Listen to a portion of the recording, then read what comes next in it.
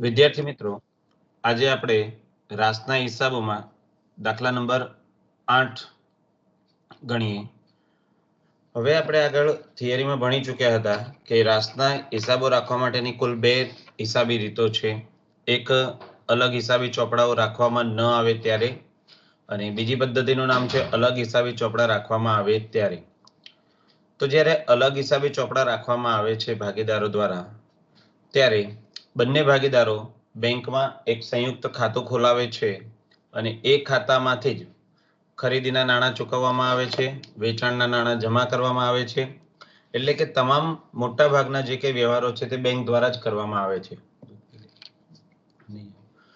તો એ પદ્ધતિ જે આપણી આ ચેપ્ટરની છેલ્લી પદ્ધતિ છે એને આપણે શરૂ કરીએ. સેફાલી અને હિતેન 2/3 અને 1/3 પ્રમાણમાં નફો નુકસાન વહેંચી લેતા ભાગીદારો છે.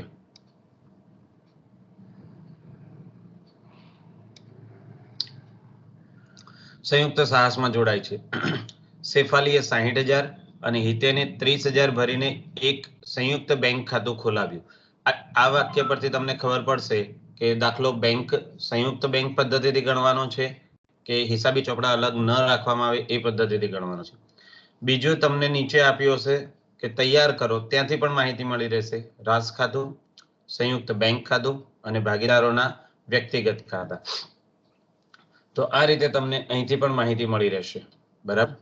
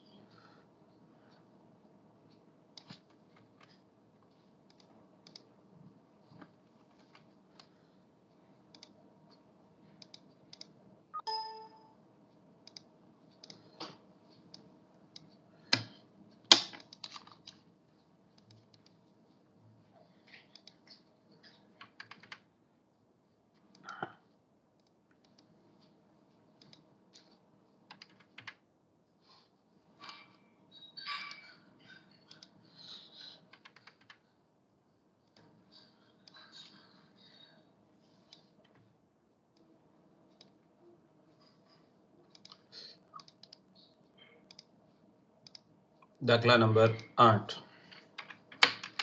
પેજ નંબર 112 પર સૌથી પહેલું આપણે બનાવવાનું રાશ ખાતું.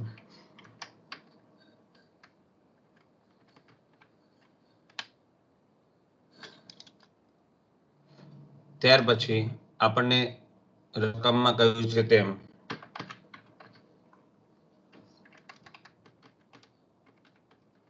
સંયુક્ત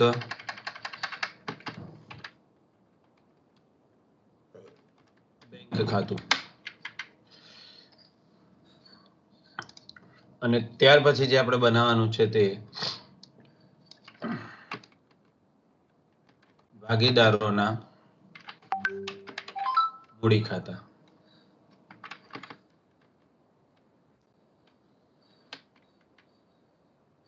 હવે અહીંયા આપણી પાસે 2 ભાગીદારો છે, એટલે આપણે ભાગીદારોના મૂડી ખાતામાં જેમ તમે 12મા ધોરણમાં ભણ્યા હતા તેમ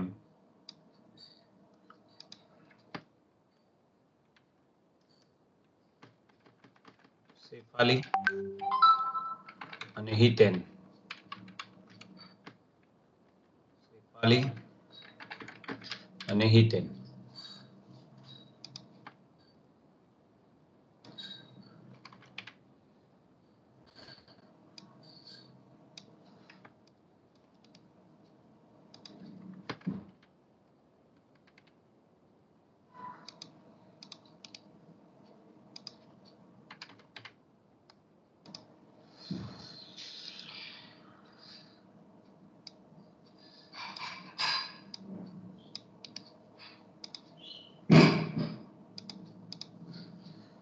આ રીતે આપણે એમના ખાતા તૈયાર કરીશું.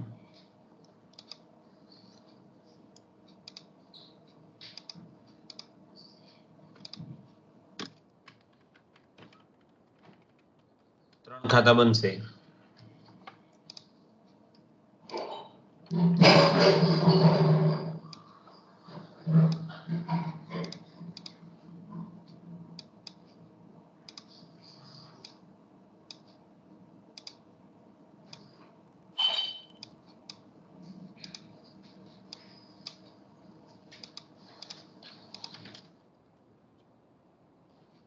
રાસ ખાતું જેમ 2:1 પ્રમાણમાં નફો નુકસાન વહેંચતા ભાગીદારો નક્કી કરેલું છે.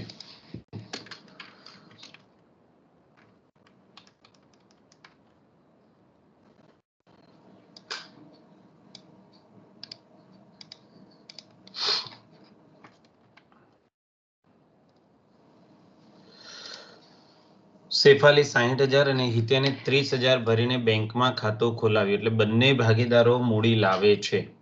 તો મૂડી લાવે એટલે શું આમનો આપણે કરતા હતા યાદ કરો. જ્યારે કોઈ પણ ભાગીદાર મૂડી લાવે ત્યારે આપણે આમનો શું કરતા હતા? કોઈ પણ ધંધાનો માલિક રોકડ ધંધામાં લાવે ત્યારે શું આમનો કરતા હતા? યાદ છે? ભૂલી ગયા? 11મા ધોરણમાં ભણ્યા છીએ આપણે.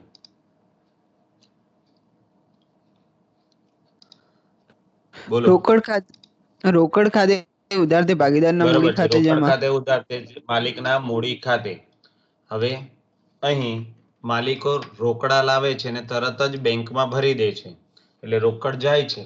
એટલે આપણે શું કરવું પડે? બેંક ખાતે ઉધાર તે રોકડ ખાતે. એટલે બે આમ નોંધો થઈ. સમજો, પહેલા રોકડ આવે છે એટલે રોકડ ખાતે ઉધાર તે ભાગીદારના મૂડી ખાતે, અને એ જ રોકડ સીધી બેંકમાં ભરી દઈએ છીએ. એટલે બેંક ખાતે તે રોકડ ખાતે. એટલે રોકડનો કોઈ હવાલો રહેતો નથી. એટલે આપણે જો સંયુક્ત આમનોંધ કરવી હોય તો શું આમનોંધ સંયુક્ત થઈ શકે? બોલો. શું સંયુક્ત બેંક આમનોંધ થાય? બેંક ખાતે ઉધાર તે ભાગીદારના મૂડી ખાતે. એટલે અહીંયા આપણે લખી દઈએ બેંકની ઉધાર બાજુ ભાગીદારના મૂડી ખાતે શેફાલી, હિતેન.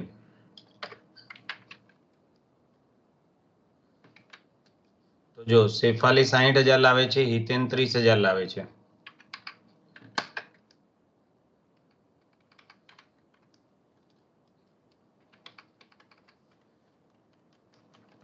તો બંનેના થઈને ટોટલ કેટલા રૂપિયા થયા? 60 + 30 90,000 રૂપિયા. બરોબર.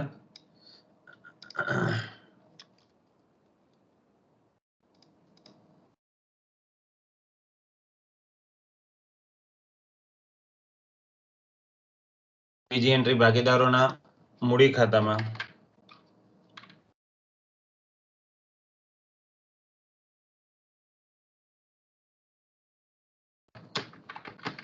બેંક ખાતે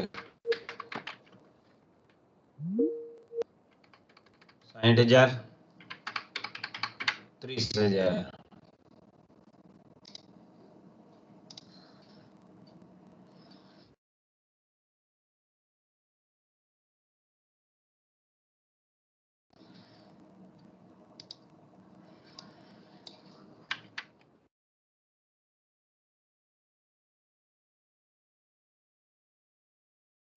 ચલો આગળ એન્ટ્રી વાંચી.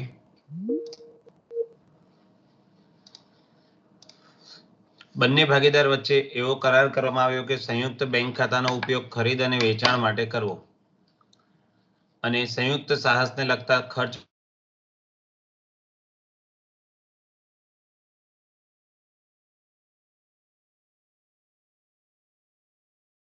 કરવું. દરેક ભાગીદારને કરેલ વેચાણ પર 5% લેખે કમિશન આપવાનું છે. વ્યવહારો નીચે મુજબ છે. શેફાલીએ 50,000ના બટાટા ખરીદ્યા, હિતેને 25,000ની દ્રાક્ષ ખરીદી.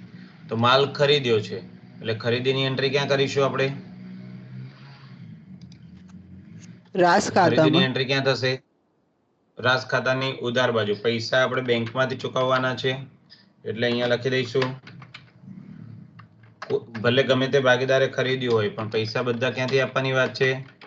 બેંકમાંથી. એટલે સંયુક્ત બેંક ખાતે ખરીદી.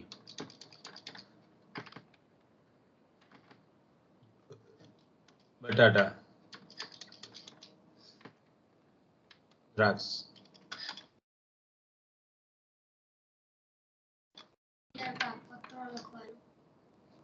લખવાનું અને બેઠા બેઠા કામ કરો બેટા. લખવાનું લઈ લો. 50,000 અને 25,000.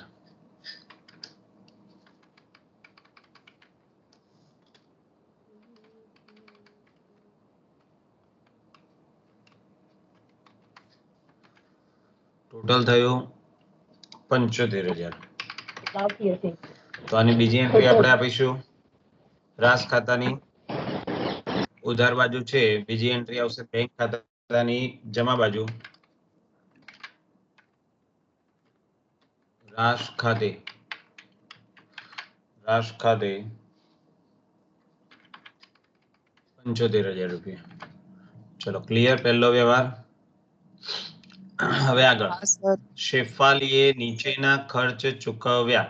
તો ખર્ચ છે ઉધાર બાજુ. હવે આપણી શરત શું હતી કે કોઈ પણ ભાગીદાર ખર્ચ ચૂકવે તો તે હંમેશા ઉધાર બાજુ તે એના વ્યક્તિગત ખાતામાંથી ચૂકવવાનો છે, એટલે બેંકમાંથી નહીં ચૂકવવાનો.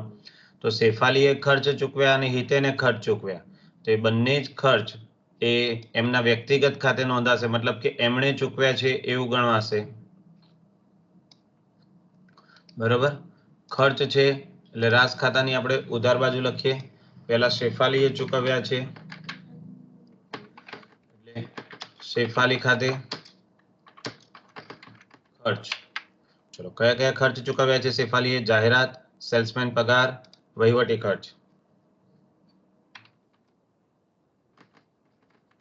જાહેરાત, સેલ્સમેન પગાર, વહીવટી ખર્ચ.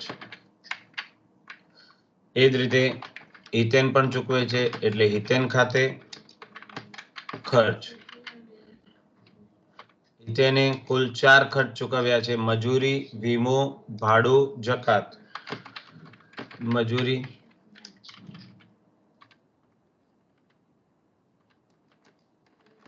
વીમો, ભાડું, જકાત.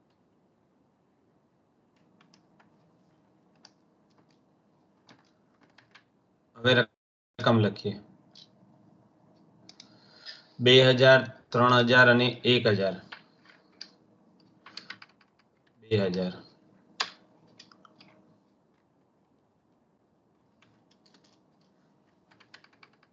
3,000.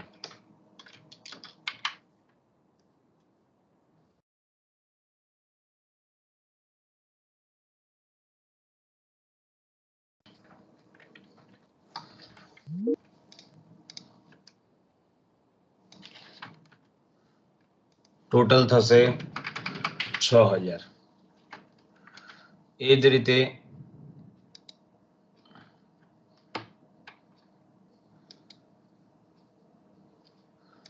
મજૂરીમાં હિતેનના ખર્ચ. તો હિતેનના ખર્ચ છે 600, 300, 200, 400. 600, 300,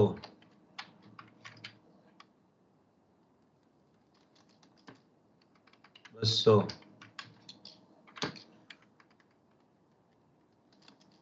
400.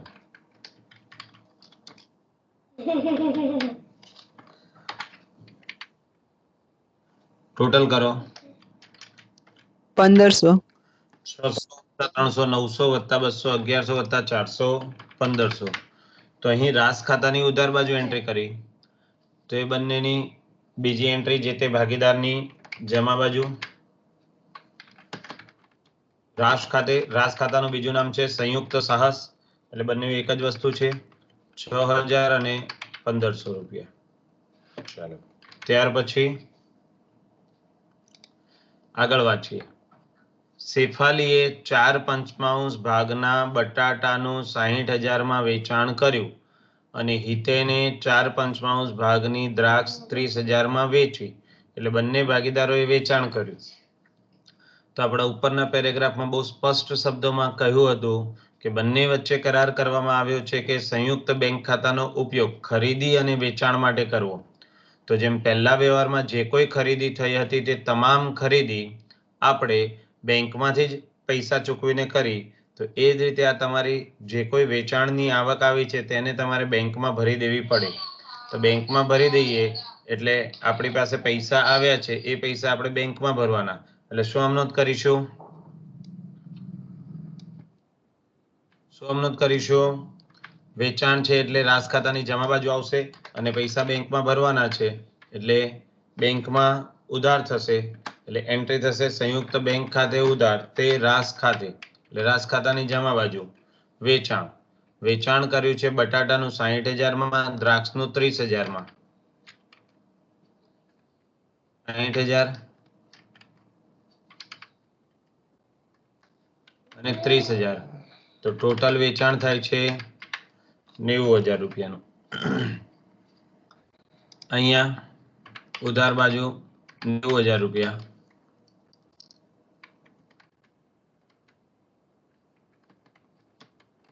રાસ ખાતે વેચાણના પૈસા આવ્યા. આ હતા રાસ ખાતે ખરીદીના પૈસા ચૂકવ્યા.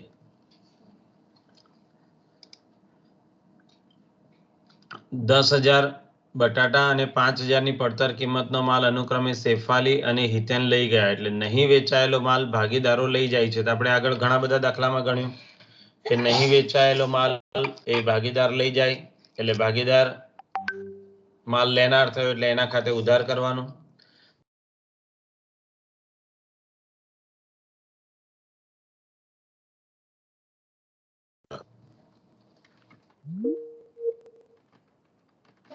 ભાગીદારોના મૂડી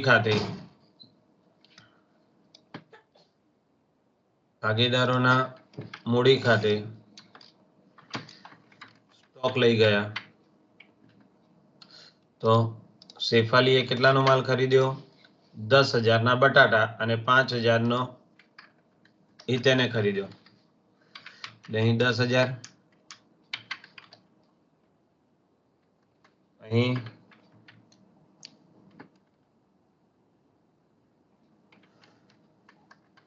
5,000.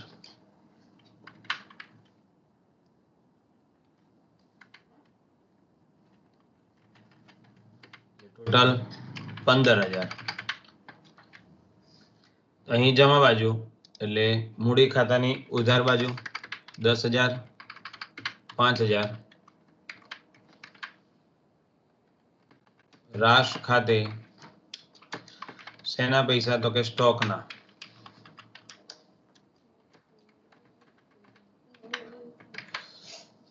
હવે જો તમને અહીં કિંમત આપી દીધી છે, ધારો કે અહીં કિંમત ન આપી હોય, તમને એવું કીધું હોય કે બાકીનો માલ ભાગીદારોએ લઈ લેવો, બરાબર? તો બાકીનો માલ કેવી રીતે શોધો? તો અહીંયા જો એના માટે ઉપર ચોથા હવાલામાં આપ્યું છે. શેફાલીએ 4 પંચમાંશ ભાગના બટાટા. તો ઉપર વાંચો પહેલા વ્યવહારમાં શેફાલીએ 50,000 ના બટાટા ખરીદ્યા. 50,000 ના બટાટા ખરીદ્યા, એમાંથી 4 પંચમાંશ ભાગના બટાટાનું વેચાણ થઈ ગયું. એટલે કુલ બટાટામાંથી 4 પંચમાંશ ભાગ વેચાઈ ગયા. તો વધ્યા આપણી પાસે 1 પંચમાંશ. તો 50,000 ના 1 પંચમાંશ કરીએ આપણે, તો 50,000 ના 1 પંચમાંશ એટલે 10,000 રૂપિયા મળે. એટલે જો અહીંયા તમને 10,000 ન કહે ને એવું કહે કે બાકી વધેલ બટાટા અને બાકી વધેલ દ્રાક્ષ અનુક્રમે શેફાલી અને હિતેન ખરીદી લે છે, તો કેવી રીતે શોધવાનું? ફરી સમજી લો. 4 પંચમાંશ ભાગ વેચાઈ ગયો. તો 4 પંચમાંશ એટલે અપૂર્ણાંકમાં આપણે ભણ્યા હતા કે છેદમાં 5 છે, ઉપર 4 છે, એટલે વધ્યા કેટલા કહેવાય? 5 માંથી 4 જાય તો 1, એટલે 1 પંચમાંશ વધ્યું કહેવાય. એ જ રીતે દ્રાક્ષ પણ 4 પંચમાંશ વેચાઈ એટલે 1 પંચમાંશ વધી. તો પડતર કિંમત 50,000 ગુણ્યા 1 પંચમાંશ એટલે 10,000 અને 25,000 ગુણ્યા 1 પંચમાંશ એટલે 5,000. બરાબર. તો બંને અહીંયા ભાગીદારો લઈ જાય છે એ રીતે એની કિંમત શોધવાની. આ દાખલામાં આપી જ દીધી એટલે આપણે શોધવાની જરૂર નથી. હવે આપણે એક વ્યવહાર હજી બાકી રહે છે. બોલો કયો વ્યવહાર બાકી રહે છે? ધ્યાન છે તમને? કયો વ્યવહાર બાકી રહે છે? હા સર, સંયુક્ત સાહસને લગતા તમામ ખર્ચાઓ બંનેના વ્યક્તિગત રીતે તેના અંગત નાણાં તરીકે ચૂકવવા અને 5% લેખે કમિશન મેળવવું. એન્ટ્રી નંબર 3 વેચાણ બંનેના ખર્ચ જો શેફાલીના ખર્ચ અને હિતેનના ખર્ચ. તો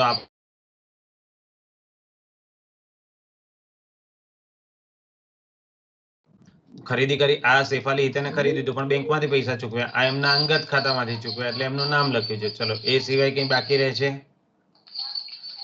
હા સર, વેચાણ ઉપર કમિશન.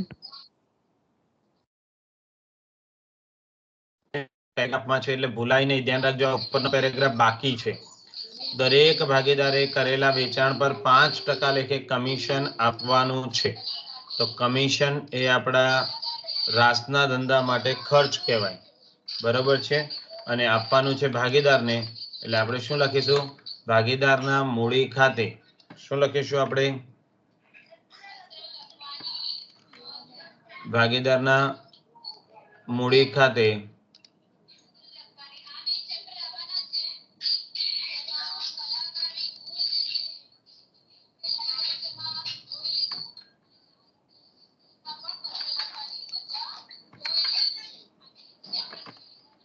કમિશન. ચાલો હવે જેમાં બાજુ જો કોણે કેટલું વેચાણ કર્યું હતું? તો અહીં તો બટાકા ને દ્રાક્ષ એવું લખ્યું છે. તો કોણે કેટલું વેચાણ કર્યું છે જાણવું હોય તો આપણે વેચાણ વાળો વ્યવહાર જોવો પડે. શેફાલીએ 60,000 વેચાણ કર્યું. હિતેને 30,000 દ્રાક્ષનું વેચાણ કર્યું. તો શેફાલીએ બટાટા વેચ્યા એટલે આપણે અહીં લખવું હોય તો લખી શકીએ બટાટા કૌંસમાં શેફાલી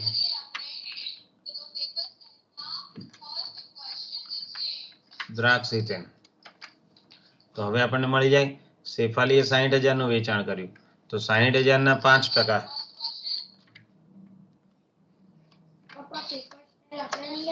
નથી 3,000. ફર્સ્ટ ક્વેશ્ચન 3,000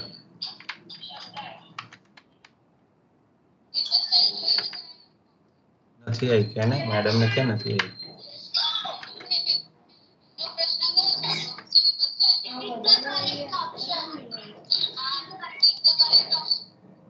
પણ કેને તા નહીં આવી તો મેડમ મારે નહીં આવી.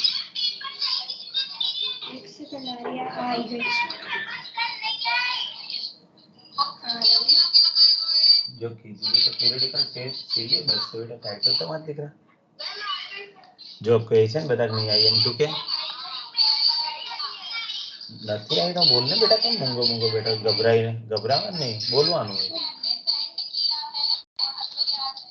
30 હા જો કીધું 30,000 ના 5% 1,500 રૂપિયા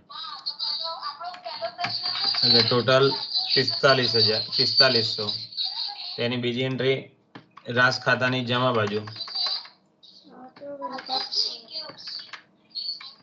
કમિશન 3,000 અને 1,500. આ રીતે બધા જ વ્યવહારો પૂરા થઈ ગયા.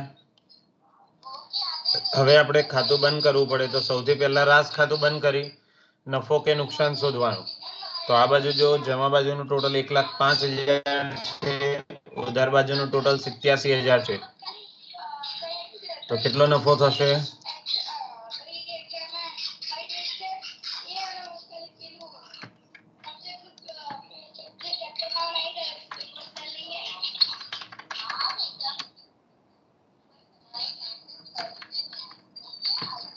નફો કેટલો નફો આવશે બોલો? 18,000.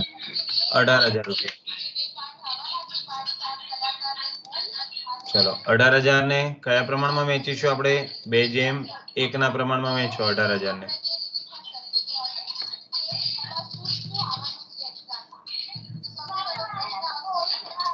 વેચો તો 18,000 ને 2:1 માં 12,000. 12,000 અને 6,000.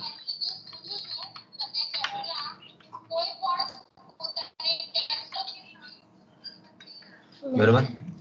તો એનો બીજી એન્ટ્રી રાસ ખાતા ભાગીદારોના મૂડી ખાતામાં જમા બાજુ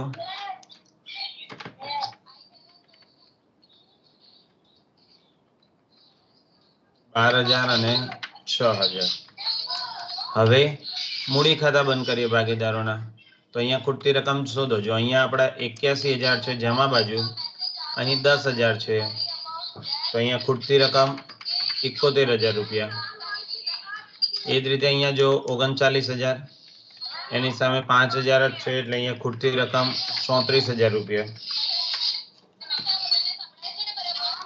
યસ મેમ. બરોબર. તો આ પૈસા આપણે ભાગીદારોને પાછા આપી દેવાના, એટલે સંયુક્ત બેંક ખાતે ખૂટતી રકમ. તો અહીંયા આપણે ઉધારમાં એન્ટ્રી કરી, તો બીજી એન્ટ્રી બેંક ખાતાની કઈ બાજુ કરીશું? જમા બાજુ.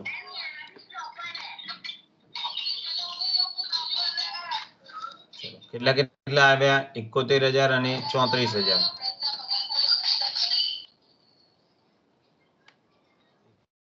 71,000, 34,000.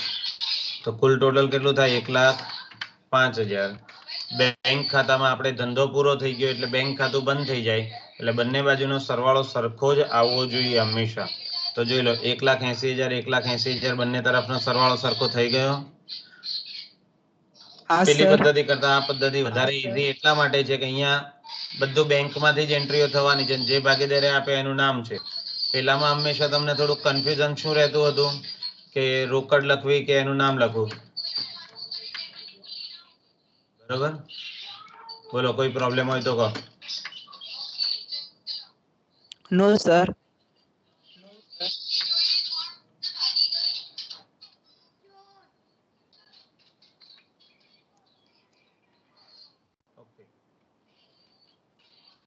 અહીંયા લેક્ચર આપણે પૂરો કરીએ. હા સર. ઓકે. ડિફિકલ્ટી નથી ને કોઈને?